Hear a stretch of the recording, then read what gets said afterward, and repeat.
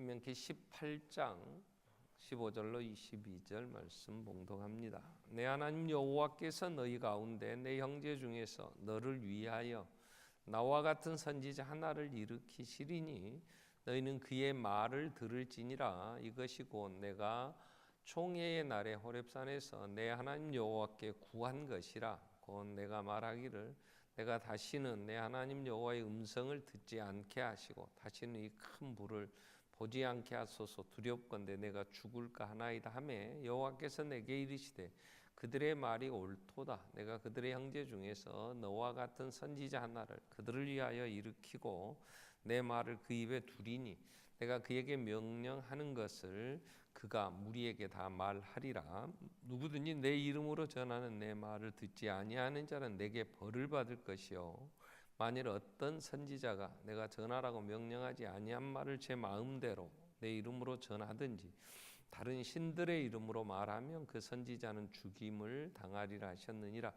내가 마음속으로 이르기를 그 말이 여호와께서 이르신 말씀인지 우리가 어떻게 알리어 하리라. 만일 선지자가 있어 여호와의 이름으로 말한 일에 증언도 없고 성취함도 없으면 이는 여호와께서 말씀하신 것이 아니요 그 선지자가 제 마음대로 한 말이니 너는 그를 두려워하지 말지니라. 아멘. 찬양되어 찬양 읽겠습니다.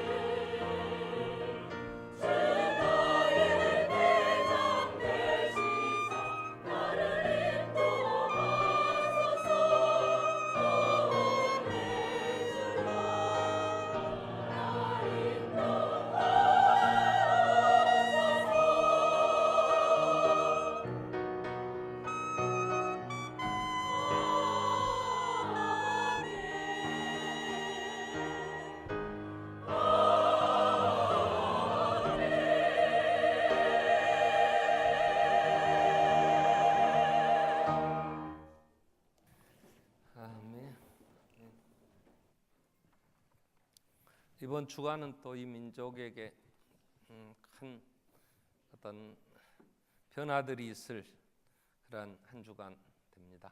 좀 불안함도 있지요. 어떻게 변할까?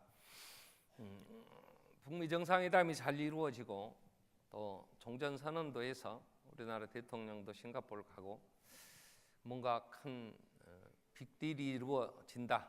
그러면 우리가 살고 있는 환경, 이런 시대에 어떻게 변할까? 뭐 어떤 부분에 또 우리가 더 신경을 써야 시대에 뒤떨어지지 아니할까? 뭐 이런 생각 있죠. 근데 만약 우리가 어떤 한 번도 가보지 않은 땅, 미지의 땅, 이민을 간다. 그러면 더 많이 불안하고 두렵기는 할 거예요. 지금 이스라엘 백성들이 지금까지 수백 년 태어나서 한 번도 가보지도 않은 곳, 또 해보지도 않은 이제 일들 하면서 살아야 되는 그런 상황입니다. 모세는 이들에게 계속 말씀을 하죠. 너희가 가나안 땅에 들어가서 살 때에, 너희가 가나안 땅에 들어가서 살 때에 어떻게 해야 될 건가? 근데 불안해요. 그러니까 그들은 한 번도 농사 짓고 정착해서 그렇게 살아보지를 않았어요. 고센 땅에서 목축업, 짐승 키우고 그렇게 떠돌이, 베두인족들이라 그러죠.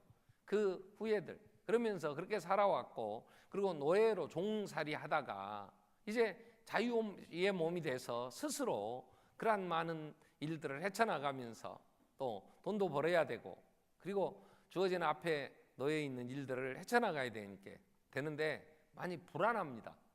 자, 그러니까 오늘 우리가 읽지는 않았지만 신명기 18장 9절에 보면 모세는 이렇게 얘기를 하죠. 내 하나님 여호와께서 내게 주시는 땅에 들어가거든 너는 그 민족들의 가증한 행위를 본받지 말 것이니 그의 아들이나 딸을 불 가운데로 지나게. 온주민들이 10절에 보면 아들 딸들을 불 가운데로 지나게, 또 점쟁이나 기륭을 하는 자, 요술을 하는 자, 무당, 진언자, 신접자, 박수, 초혼자, 자, 이들과 함께 그들이 앞으로 어떻게 미래가 진행되어질 것이며 그때 나는 어떻게 해야 될 거냐 이러면서 점치고 또 굿도하고, 그러면서 그들이 생각하는 신을 잘 달래려고 인당수의 처녀 심청이를 빠뜨리는 것처럼 아들 딸들을 불 가운데로 지나게도 하면서 여러 일들을 했다는 거죠. 너희가 가나안 땅에 이제 들어가면 너희도 불안하니까 그들이 살았던 그런 풍속, 그 시대에 그 삶을 본받아서 너희도 할 텐데 그러지 마라. 하나님은 지금 그들에게 얘기를 합니다. 자, 그러면서 오늘 15절에 이제 모세가 불안한 그들에게 하나님께서, 내 하나님 여호와께서 너희 가운데 내 형제 중에서 너를 위하여 나와 같은 모세와 같은 선지자 하나를 일으키시리니 너희는 그의 말을 들을지니라. 너희가 어떻게 해야 될 것인가를 그때그때 선지자를 통하여 나 같은 선지자를 하나님이 일으키셔서 말씀 주실 거니까 그 말씀 따라 살아라. 여러분, 우리도 미래에 대한 불안함이 있죠. 내일 모레 수요일 날 또 우리 지방자치단체 장들 또 뭐 여러 의원들 선거합니다. 선거철이 되면 입후보 한 분들이 제일 많이 찾아가는 곳이 점집을 간답니다. 내가 이번 될 거냐 안 될 거냐. 점치러 가지 않으면 절에 가서 열심히 불공이라도 드리고요. 교회도요, 생전 안 나오신 분들도 선거철 되면 와서 기도한다고 오시는지, 교회 오는 성도들 잘 얼굴 익히려고 오시는지 걷게띠 두르고 오시는 분도 있어요. 그리고 입후보 하시는 분들은 뭐 새벽에도 나와가지고 새벽 기도 하시고 가시면 좋은데 일부러 나 만나려고 있던 분도 있더라고. 뭔가 불안하니까 그걸 어떻게 해소할 거냐, 그죠? 여러분, 새로운 미지의 땅에 간다고 생각을 한번 해보세요. 아니, 이번 주에 이런 일들이 민족적으로 좀 중요한 일들이 있는데 그냥 가만히 있어도 뉴스를 보게 되더라고. 한 얘기 또 하고 뭐 둘이 트럼프하고 김정은이 하고 뭐 어쩌니 저쩌니 뭐 해도 들은 얘기여도 또 불안하니까 그래도 또 뭔 변화가 있었나. 오늘 도착한답디다. 헬기까지 트럼프는 싣고 갔다는데 그 호텔 옥상에 헬기장에서 타고 센토스 어민까지 헬기로 가보려고 그런가. 또 거기 자존심 상한데 또 우리 김정은이는 또 뭐 타고 가야 돼? 대우는 트럼프 대우 하듯이 해주라고 했다는데 꼬라지 나고 가볼까 싶기도 하고, 이놈은 어떻게 될지 그냥 점이라도 한번 쳐볼까요? 그러지 마라. 하나님은 그 불안하고 두려울 때 내가 선지자를 일으키리니 너희는 그 말을 들어라. 지금 그 얘기예요. 자, 가나안 땅에 들어가는 백성들에게 오늘 모세가 이 얘기를 하는데, 이 신명기 18장 15절로 19절은 그냥 이때에 했던 말씀이었다고만 하기에는 성경 전체를 꿰뚫고 있는 한 주제가 있어요.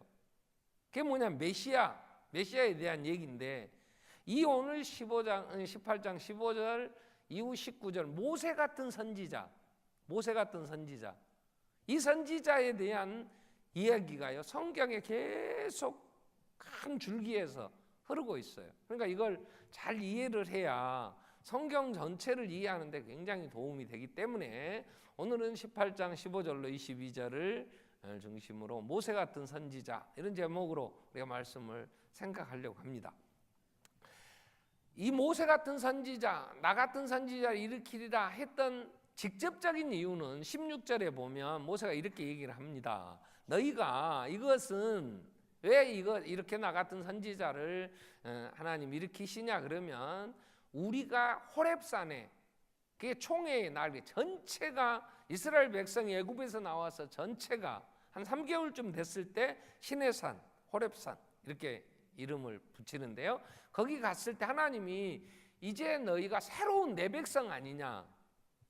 애굽에 살 때는 노예로 정체성도 없고 그냥 바로에 의해서 핍박받고 그러면서 부역이나 하고 살던 그때는 뭘 해야 될지 어떤 꿈도 꿀 수 없었잖아요. 어떻게 가야 될지 그냥 일어나서 압제자들이 때리면 맞고 시키면 시키는 대로 국고성 짓고 살았는데, 이제 하나님은 거기 애굽 땅 종되었던 집에서 하나님이 엄청난 피를 흘리게 하셔서 장차 메시아가 죽을 것에 대한 예표로 어린 양을 잡았죠. 피가 있어서 그들이 거기서 이제 자유의 몸으로 하나님의 백성으로 새롭게 이제 이루어 나왔으니까, 하나님이 호렙산에서 그 시내산에서 불 가운데 하나님이 나타나면 막 온 천지가, 왜? 하나님은 그 광대하신 하나님이 나타나면 이건 막 온 천지가 떠니까, 호렙산에서 하나님이 나타나셨는데 너무 엄청난 음성을 하나님이 그때 십계명을 모세를 통해 주시는데, 시내산 온 산이 구름으로 꽉 차고 누구도 가까이 못하도록 유일하게 모세만 산에 올라가게 되고 백성들은 가까이 그 산에 오지 못하도록 명하고, 여호수아가 그 지키고 그 큰 불로 음성으로, 그러니까 백성들이 얼마나 두려웠어요. 그래서 너희가 구한 것인데 곧 너희가 말하기를 내가 다시는 내 하나님 여호와의 음성을 듣지 않도록 그렇게 해주십시오. 왜냐? 이 큰 불을 보고 너무 두렵습니다. 이 죄인이 하나님을 만나게 된다는 거, 이건 그냥 겁나는 거예요. 원래 아담이 죄를 지은 다음에는 하나님의 음성을 듣고 무서워서 숨었잖아요. 죄인은 나도 모르게 그 하나님의 음성을 들으면 인간은 두렵단 말이에요. 죽을 것 같아. 다시는 하나님의 음성을 듣지 않게 해주시고 다른 사람, 그래서 17절에 뭐라고 백성들이 얘기했냐면, 이제 다시는 하나님의 음성 직접 듣지 않게 해주세요. 그랬더니 하나님께 여호와께서 그들의 말이 옳다 그러시면서, 내가 그들 형제 중에서 너와 같은 선지자 하나를 내가 일으키리니 내 말을 그 입에 두겠다. 그래서 내가 그에게 명령하는 것을 그가 무리에게 다 말하리라, 이렇게 얘기를 하셨어요. 그러면 이 얘기는, 이 말씀은 집합적으로 보면, 크게 보면 선지자라는 제도를 하나님이 이제 세워서 하나님의 뜻을 선지자들 통해서 전하겠다, 이런 이제 의미가 있죠. 그래서 하나님은 실제 그렇게 하셨어요. 시대마다 또 어떤 일이 있을 때마다, 또 백성들이 잘못할 때, 또 아니면 뭔가를 해야 될 때는 그때마다 선지자들 일으켜서 선지자들에게 하나님의 뜻을 가르쳐 주셔서 선지자들이 전하겠죠. 자, 그런데 그런 집합적인 이런 큰 의미에서 선지자 제도만을 오늘 본문이 얘기하느냐? 그건 아니에요. 이게 개인적으로 좁은 의미에서 장차 올 메시아에 대한 예언으로 하나님이 이 말씀을 하셨어요. 그게 예수님이 이 땅에 이제 구원자로 오실 때 유대인들이 그들이 바라던 메시아에 대한 얘기를 하는데 뭐라고 얘기를 하냐면 요한복음 1장 이제 20절 이후 말씀 보면 그때 세례 요한이 나타났어요. 그럼 막 그 시대까지는 없었던 선지자로서 굉장히 강한 톤으로 백성들에게 막 회개를 이제 요구하는 거죠. 뭐라고 얘기하냐면, 야, 이 독사의 자식들아, 회개하지 않으면 이미 도끼는 나무 뿔에 놓였어. 찍어서 열매 없으면 불에 던진다. 다 사른다. 막 그러면서 얼마나 강하게 얘기했는지. 이 세례 요한은 원래 그 당시에 우리나라로 치면 독립군 같은 사람이에요. 로마의 체제에 순복 안 하고 광야에 살면서 에센파라 그랬는데 막 굴 같은 데 살면서 메뚜기와 석청을 먹고 그러면서 그 민족의 지금 로마의 지배를 받고 있는 것에 대한 울분도 있었고, 그렇게 해서 시대에 그냥 편성하고 사는 백성을 보면 막 울분이 있던 사람이란 말이에요. 그러면서 기도하면서 하나님의 구원을 바라고 있었기 때문에 강한 어조로, 그러니까 바리새인들이 물어봤어. 사람을 자기 종들을 보내서 물어봐요. 넌 누구냐? 21절에 네가 누구냐? 네가 엘리야냐? 난 아니다. 그러면 네가 선지자냐? 그 선지자냐? 그 선지자. 이게 정관사가 붙어요. 그냥 선지자 중에 하나, 뭐 선지자는 이게 아니고 그 선지자. 이 그 선지자, 이 그라는 정관사가 붙은 선지자는 모세 같은 선지자. 지금 그 얘기예요. 모세가 예언했던, 모세야 나 같은 선지자를 하나님 일으키신다고 그랬는데 네가 그 선지자냐? 아니다. 그럼 네가 메시아냐? 20일 아니다. 그럼 넌 누구냐? 나는 광야에서 외치라고 소리가 있다고 이사야가 예언한 대로 광야에서 외치는 자, 내 뒤에 왕이 오시니 나는 앞에서 왕이 납시신다 소리는 외치는 소리에 불과하다. 그러면서 그가 메시아도 아니고 네가 또 엘리야도 아니고 그 선지자도 아닌데 어떻게 세례를 주냐? 계속해서 지금 유대인들이 뭔가 이상한 일을 하면 모세와 같은 선지자냐? 하나님이 우리를 일으킨다고 하는 그 선지자, 모세가 말한 그 선지자냐? 이렇게 묻는 거예요. 자, 예수님이 사역을 시작하셨어요. 그래서 이제 이 세례 요한이 보라 세상 죄를 지고 하는 하나님의 어린 양이다. 나는 그의 신들매 풀기도 감당 못한다. 이렇게 되니까 빌립이 예수님에게 와서 이분이 메시아로구나. 이렇게 이제 만나게 됐어요. 그리고 나다나엘에게 가서 전도를 해요. 전도를. 뭐 이렇게 얘기해요. 빌립이 나다나엘을 찾아가서 모세의 율법에 기록되었고 여러 선지자가 기록한 그 선지자, 그 일을 우리가 만났다. 근데 그 선지자가, 그이가 요셉의 아들 나사렛 예수다. 이렇게 된 거예요. 그런데 나다나엘이 아야, 나사렛 같은 촌에서 어떻게 그 선지자가 나? 나사렛에서 무슨 선한 나? 안 믿었어. 근데 예수님이 보리떡 5개와 물고기 2면 5,000명을 먹였어요. 근데 요한복음 6장에 그래서 사람들이 먹고 배불렀어요. 그때 예수님 남은 조각 다 걷어라. 그랬더니 제자들이 걷어서 12바구니가 되도록 광주리에 걷었더니 12광주리에 쳤어요. 남은 것만. 그랬더니 사람들이 이렇게 얘기해요. 그 사람들이 예수께서 행하신 이 표적을 보고 말하되 이는 참으로 세상에 오실 그 선지자라. 그 선지자. 계속해서 그 선지자. 모세와 같은 선지자. 모세가 예언한 선지자.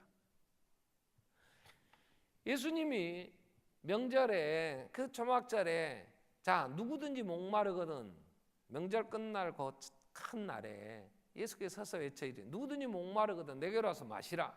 나를 믿는 자는 성경 이름과 같이 그 배에서 생수의 강이 흘러나리라 하시니 이는 그를 믿는 자들이 받을 성령을 가리켜 말씀하신 것이다. 아직 예수님이 죽고 부활하시고 승천하시기 전이기 때문에 성령이 임하시지 않았어요. 근데 그때의 사람들이 그 얘기를 듣고 이 말씀을 들은 무리 중에서 어떤 사람은 이 사람이 참으로 누구다? 그 선지자라 이렇게 됩니다. 그 선지자. 모세가 예언했던 모세와 같은 선지자. 하나님이 이 내 백성 우리를 위하여 일으키시겠다고 하는 그 선지자가 아니냐 이렇게 얘기가 되는 거죠. 예수님도 5장에서 요한복음 5장에서 자신을 그렇게 얘기해요. 내가 너희를 아버지께 고발할까 생각하지 마라. 나는 내가 고발 안 한다. 너희를 고발하는 이가 있는데 곧 너희의 바라는 자 모세다. 모세가 너희 잘못을 지적해서 하나님 앞에 뭘 잘못했다고 얘기할 거다. 나는 내가 얘기하지 않는다. 예수님께. 그럼 모세가 뭘 한다는 얘기냐 그러면 모세를 믿었더라면 또 나를 믿었을 텐데 이는 모세가 나에 대하여 기록했다. 나 같은 선지자를 일으킨다고 한 그 선지자가 내가 아니냐. 근데 왜 나를 안 믿냐. 그러니 나를 안 믿는 너희를, 나를 메시아로 받아들이지 않는 너희를 내가 고발한 게 아니라 모세가 너희를 고발할 거야. 지금 그 얘기예요. 예수님이 그 선지자가 모세 같은 선지자를 하나님 일으키신다고 했는데 그 선지자가 나다. 예수님도 이제 그런 얘기를 하시는 거죠. 자, 이렇게 예수님을 가르쳐 장차 올 메시아에 대한 얘기를 할 때에 이 선지자, 하나님 모세 같은 선지자를 그들을 위하여 일으키시리라고 했는데 그랬다는 거죠. 자, 그럼 하나님의 선지자를 보낸 직접적인 이유는 하나님을 직접 음성을 들으면 막 백성들이 막 간담이 녹는 거예요. 이건 막 그 엄청난 광대하신 하나님이 한번 음성을 발하시면 온 천지가 떠니까. 그래서 하나님 선지자를 통해서 이제 말씀을 하시겠다고 얘기를 했죠. 자, 그런데 선지자들을 하나님이 보내시는 가장 중심의 이유, 궁극적인 이유는 뭐냐면 백성들이 무서워서 그랬다고 하지만 하나님은 자기 백성을 사랑하세요. 자기 백성을. 그렇기 때문에 자기 백성이 지금 무지해요. 하나님의 백성들, 이 땅에 사는 성도들이, 우리들이 아는 게 별로 없잖아요.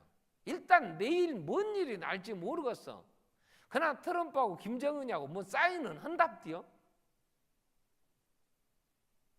할 것 같아? 할 거냐? 한번 뱉어볼 거예요? 아무리 계산해도 모르겠어. 용한 점쟁이한테 가볼까? 그럴 거 아니야.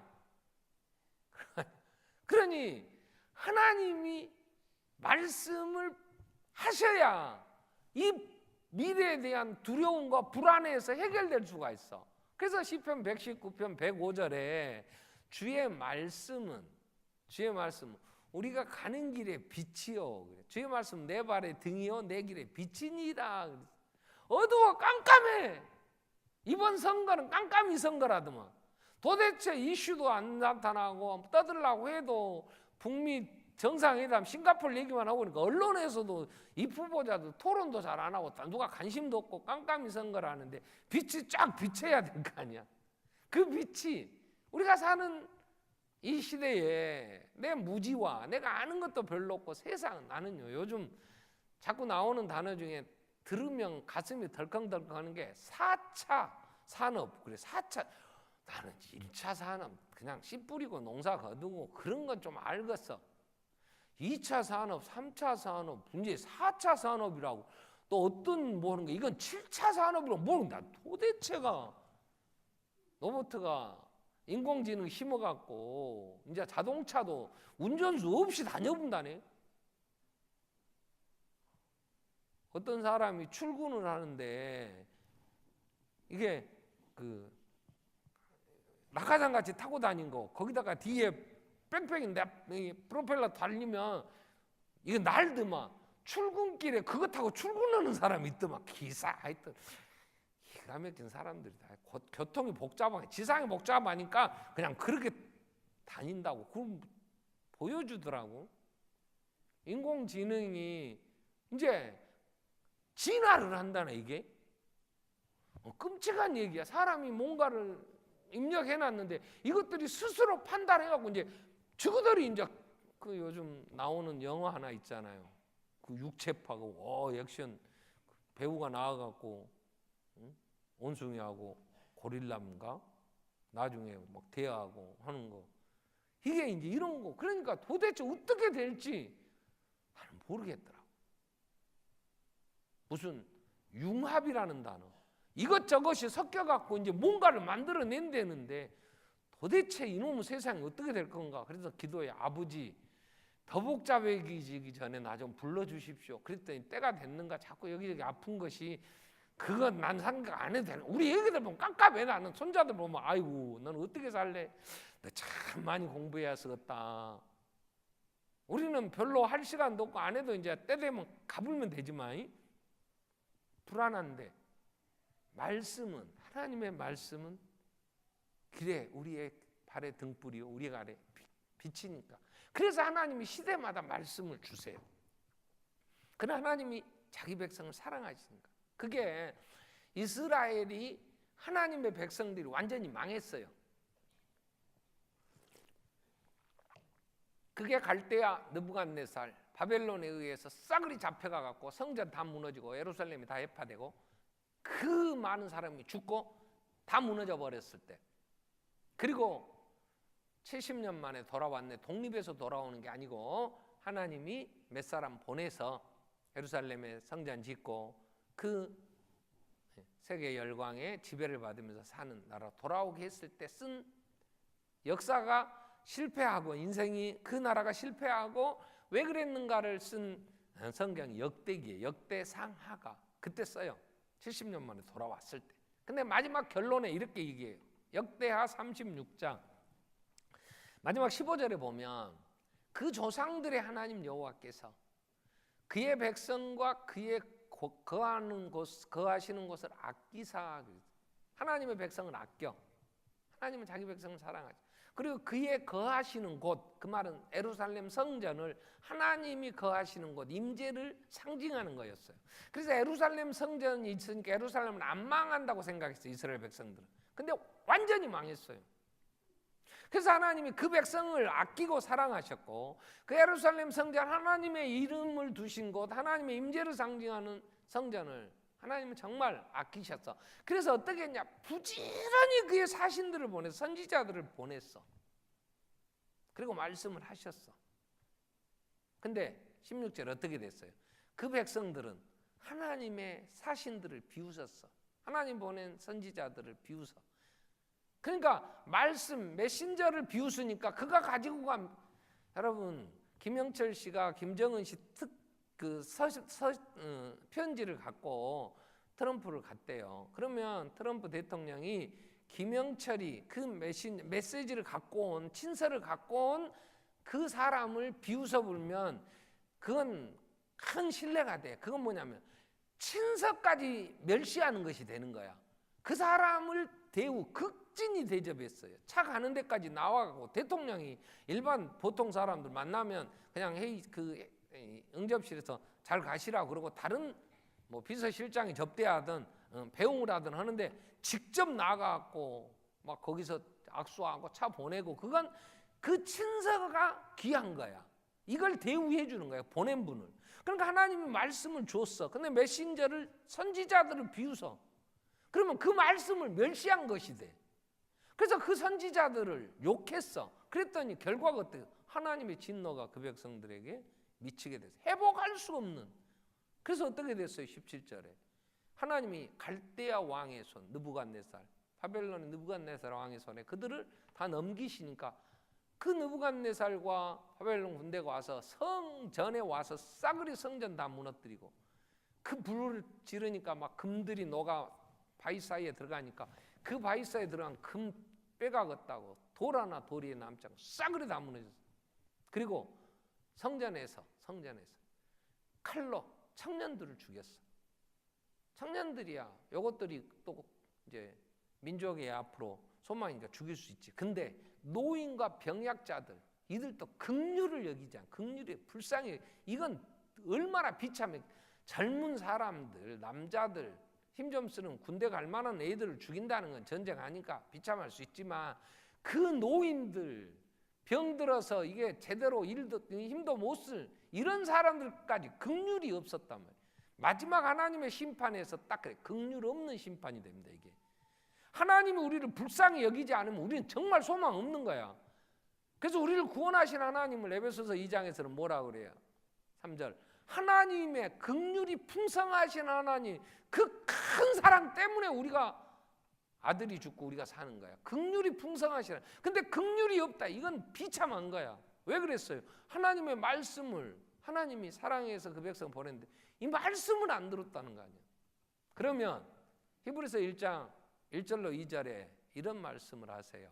하나님이 옛적에는 이 옛적이라는 단어는 지금 히브리서는 예수님 부활 승천하신 다음에 쓴 거니까 옛적의 그 말은 구약의 그런 말이에요. 우리의 표현으로 하면 구약의 그 시대에는 선지자들을 통하여 여러 부분 여러 모양으로 우리 조상들에게 말씀하신 하나님이 그 말씀을 하셨어. 1절에 넘어가지 말고 1절. 자, 하나님이 옛적에는 여러 부분 여러 모양으로 선지자들을 통해서 말씀을 하셨어. 말씀. 그런데 이제 마지막 때 말세에는 2절. 자, 이 모든 날 마지막 말세에는 아들을 통하여 우리에게 말씀하셔. 이게 오늘 지금 우리가 이 부분을 살피려고 하는 거예요.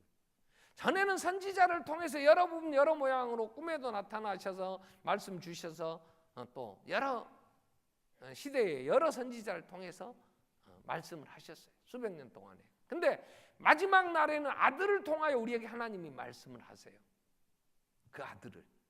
그래서 예수님이 이 땅에 그 아들이 오셨을 때 태초에 말씀이 계시니라. 요한복음 1장 1절 그렇게.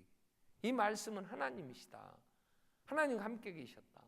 이 말씀은 천지를 창조하셨다. 이렇게 되는 거예요. 자, 그러면 예수 선지자는요, 크게 두 가지 방법으로 하나님의 말씀을 대언해요. 어떻게 하냐면 직접 만군의 여호와가 이르노라, 하나님이 말씀하신 것을 직접 액면 그대로 가감 없이 대언할 때가 있어요. 전달할 때가 있어요. 그런데 또 하나 방법은 이상한 삶을 살아요. 선지자들의 삶이 기괴한 삶을 살아.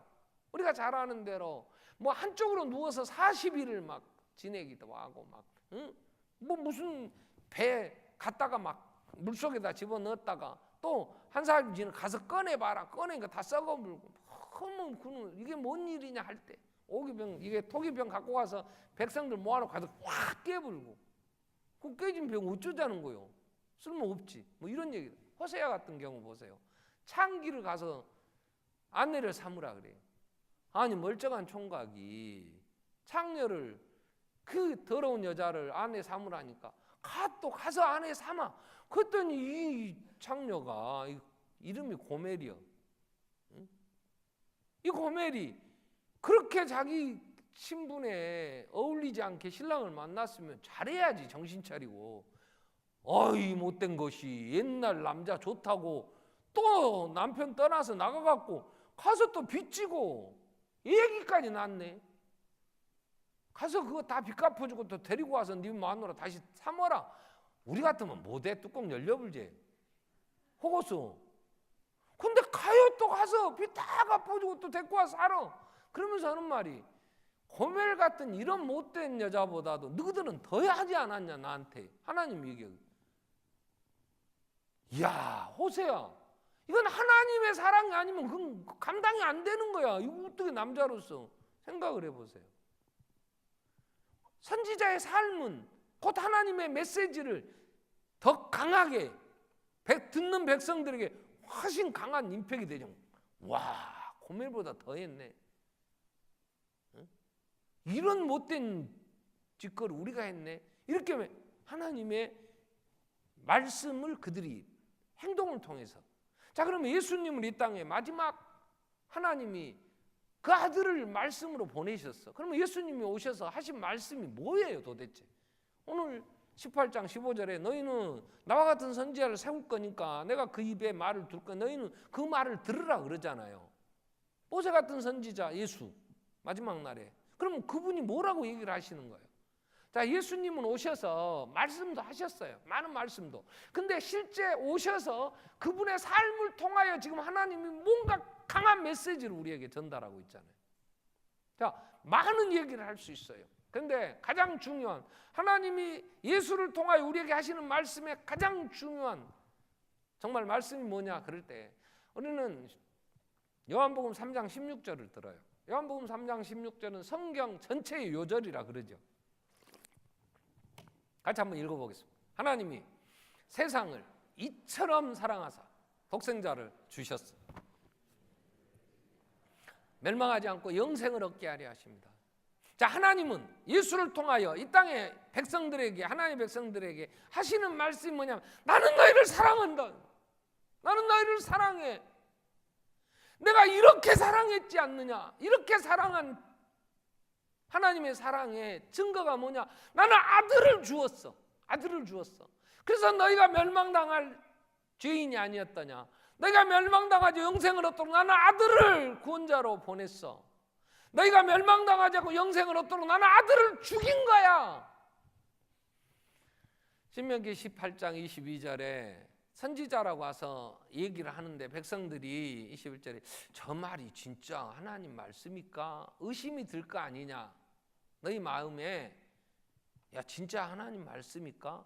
그럴 때 어떻게 그러면 하나님의 보낸 선지자 참 선지자냐 거짓 선지자냐 구별을 어떻게 하냐? 그럼 22절에 이렇게 나와요. 만일 선지자가 여호와의 이름으로 너희에게 와서 만군의 여호와가 이르노라 그러면 나는 하나님 보내서 그럼 뭔 얘기를 하는데 아무런 증거도 없어. 그 말에 대한 증거도 없고 성취함도 없고 입만 갖고 그러면 하나님의 말씀하신 것이 아니다. 너희는 그 선지자들을 너희 마음에 두려워하지 마라. 이렇게 된 거야. 그럼 하나님이 사랑하신다. 하나님이 우리를 사랑하셔. 와서 예수님이 전하고 안 죽어버렸어. 그러면 그건 거짓 선지자다 그 말이에요. 자, 사랑이 뭐냐? 여러분, 사랑은 주는 거라잖아요. 내가 저 사람을 사랑해. 그러면 정말 내게 소중한 걸 주는 거예요. 소중한 거. 인간에게 가장 소중한 게 뭐예요? 그건 생명이에요. 그래서 예수님이 요한복음 15장 15절 이런 얘기를 하세요. 친구를 위하여 목숨을 버리면 이에 더 큰 사랑이 없다. 근데 나는 친구를 위하여 내 목숨을 버리노라 그래. 이제 너희를 내가 종이라 하지 않고 내 친구라 하는데 친구를 위하여 목숨을 버린다. 사람이 친구를 위하여 목숨을 버린다면 자기에게 목숨이 내가 아내를 사랑한다면 내 아내를 위해 죽는다면 정말 그 사람은 사랑한 거지. 아내를 사랑한 거지. 자, 요한 1서 3장 16절에 보면 요한이 이렇게 얘기해요. 요한복음 3장 16절은 중요한 구절이면 요한 1서 3장 16절도 중요해요. 그가 우리를 위하여 목숨을 버리셨으니 우리가 이로써 사랑을 알고, 사랑이라는 건 말만 하는 게 아니야. 그분이 나를 위해 죽으셨어. 우리는 그래서 사랑이라는 건 안다. 사랑은 가장 소중한 건 내게 하나밖에 없어. 정말로 이건 중요한 거야. 그걸 주는 거예요. 그걸 그 사람이 주는, 그게 사랑이에요. 그래서 우리가 이로써 사랑을 알고 우리도 형제를 위하여 목숨을 버리는 건 마땅하다. 그 형제를 사랑하는 건 마땅하다. 그러면서 17절에 형제가 어려워. 근데 형제가 너희가 재물을 가지고 형제의 궁핍함을 보고도 도와줄 마음이 없다면 어떻게 하나님의 사랑이 그 속에 있다 하겠냐. 그러면서 18절에 자, 자녀들 우리가 말과 혀로만 사랑하지 말자. 행함과 진실함으로 하자. 그래. 하나님은 말만 하신 게 아니에요. 하나님 우리를 사랑하신다고 하는 것을 보여주시려고 이 땅에 하나밖에 없는 독생자라는 말은 둘도 없는 게 하나밖에 없으니까 독생자야. 큰아들을 보낸 게 아니야. 둘째 아들이 있으니까 큰아들 하나 보낸 게 아니야. 입 하나 덜 자고 입양 하나 자식 보내라 그래도 보낼 자식이 없답다. 부모는 다 소중한 거야. 자식은. 근데 하나밖에 없어. 그게 독생자야. 그 아들을 주었어. 그러면 사랑하신 게 확실하잖아. 아멘. 믿어. 하나님은 나를 사랑하신다. 아멘. 근데 어려워. 이상하게. 근데 일이 잘 안 돼. 왜 그런가 모르겠어. 그러면 이런 생각이 들어. 나는 재수없는 여자인 것 같아. 나는 진짜 복도 없어. 흙수저 물고 태어나서 이 고생하다가 이렇게 망하네. 이건 보통 그렇게 생각을 해요. 자, 그런데 하나님이 나를 사랑하셔. 근데 어려워. 그럼 이렇게 얘기해. 하나님이 나를 사랑하시는데 왜 어려울까? 따라서 하나님이 나를 사랑하시는데 왜 어려울까? 꼭 물어. 어려울 때마다.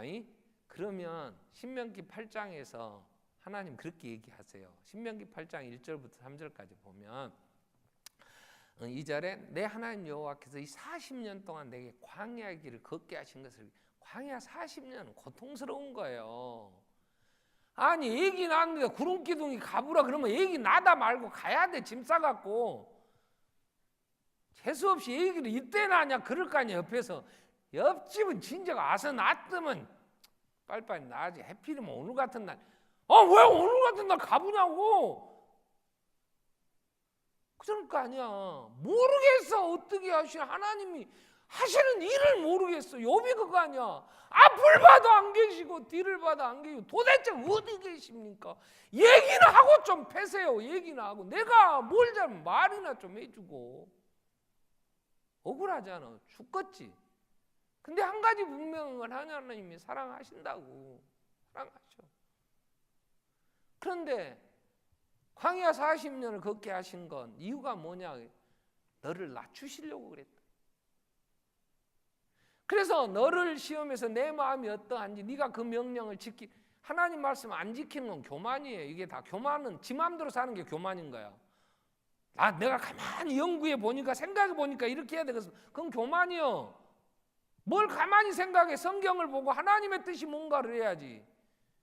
어느 도시에 가서 계획 세워서 돈 벌겠다 하는 자들아, 인간이 뭐냐 말이야. 왜 하나님의 뜻이면 이것도 하고 저것도 하더리라 해야 하거늘. 우리는 가만히 생각하면 안 돼. 하나님의 말씀을 생각해야 돼. 아멘. 가만히 생각하는 건 명상이고 그건 도 닦는 거고 그건 우상 숭배고 나를 믿는 거지. 내 생각을. 하나님은 혈육을 믿고 자기를 믿으면 사막이 떨기나무 같다 그랬어. 좋은 꼴 못 봅니다. 대부분은 내가 잘 생각해. 잠 못 자고 고민해. 잠 못 자고 고민하지 않고 잠 푹 자고 새벽기도 와. 아멘. 큐티하고 신명기 보고 뭐라고 그러냐고. 네 마음이 겸손한지 내 명령을 지키는지 안 지키는지 내가 가만히 계산해 보니까 내가 살아보니까 내가 공부해서 내가 지금까지 경험에 비추어 이래. 그런 소리 하지 마. 하나님을 숭배하는 이건 우상 숭배야.